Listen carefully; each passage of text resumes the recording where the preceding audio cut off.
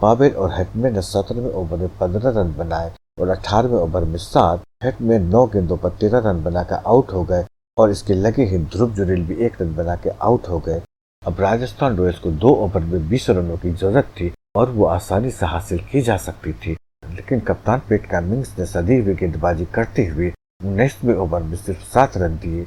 अंतिम ओवर में राजस्थान रॉयल्स को जीत के लिए 13 रनों की जरूरत थी। अश्विन ने भुवनेश्वर कुमार की पहली गेंद पर सिंगल लिया तो पावेल ने दूसरी गेंदों पर 2 रन लिए।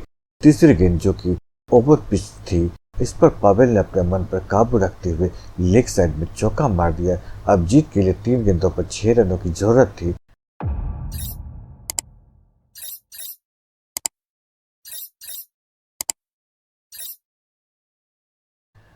आईपीएल 2024 का 50वां मैच हैदराबाद के राजीव गांधी अंतर्राष्ट्रीय स्टेडियम में point table topper Rajasthan Royals और सनराइजर हैदराबाद के बीच खेला गया।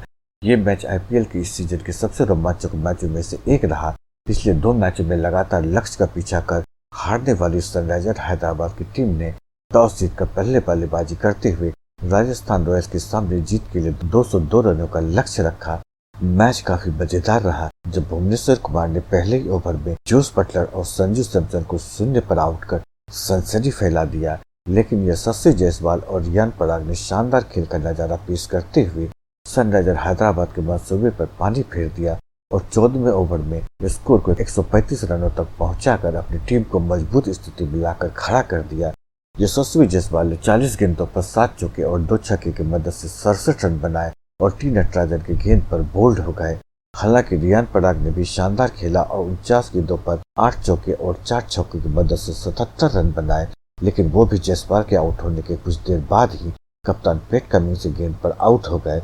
जब पराग आउट हुए तो राजस्थान रॉयल्स का स्कोर 16 ओवर में 159 रन था और राजस्थान को मैच जीतने के लिए 24 गेंदों पर 43 रनों की आवश्यकता थी।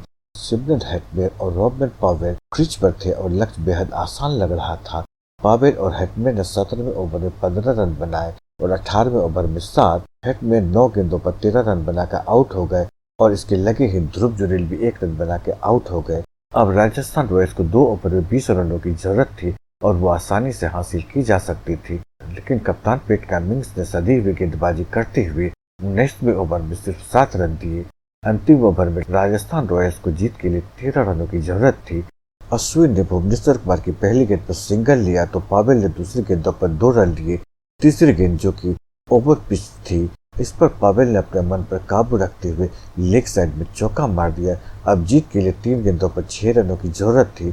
पावेल ने चौथी गेंदों पर 2 रन लिए और अब जीत सिर्फ 4 रनों की दूरी पे थी। 5वीं गेंद पर पावेल ने फिर 2 रन लिए। अब एक गेंद पर 2 रन चाहिए था। मैच हैदराबाद के हाथ से निकल चुकी थी और राजस्थान रॉयल्स के खिलाड़ी और सपोर्टर्स विजय रन की प्रतीक्षा में थी। तभी भुवनेश्वर कुमार ने मैच की अंतिम गेंद डाली जो कि फुल टॉस थी और पावेल इसे खेलने से चूक गए और गेंद सीधे उसके पिछले पैड पर जा लगी।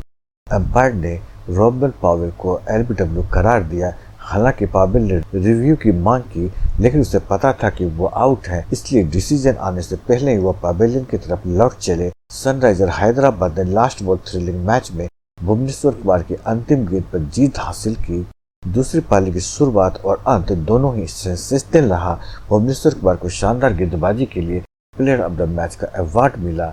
इससे पहले ट्रेविस हेड, नीतीश रेड्डी और हेनरिच क्लासन की धुआंधार पारी की मदद से सनराइजर हैदराबाद ने 201 रनों का बड़ा स्कोर खड़ा किया। हेड ने 6 चौके और 3 छक्के की मदद से 58 रनों की अर्धशतकीय पारी खेली तो नीतीश रेड्डी ने तूफानी अंदाज में खेलते हुए मात्र 42 गेंदों पर 76 रनों की पारी खेल डाली, जिसमें 3 चौके और 8 गगनचुंबी छक्के शामिल थे। तो दूसरी तरफ हेनरिच क्लासन ने क्विक फायर करते हुए मात्र 19 गेंदों पर 3 चौके और 3 छक्के की मदद से 42 रन बनाए। हैदराबाद की सेंसेशनल जीत पर आपकी क्या राय है? कमेंट में अपना अनुभव बताएं। अगर हमारे चैनल को अभी तक सब्सक्राइब नहीं किया है तो सब्सक्राइब करें, बेल आइकन को दबाना ना भूलें। ये आपको अगली वीडियो की सूचना देगी। लाइक और शेयर करें। मिलते हैं अगली वीडियो में, तब तक के लिए गुड बाय।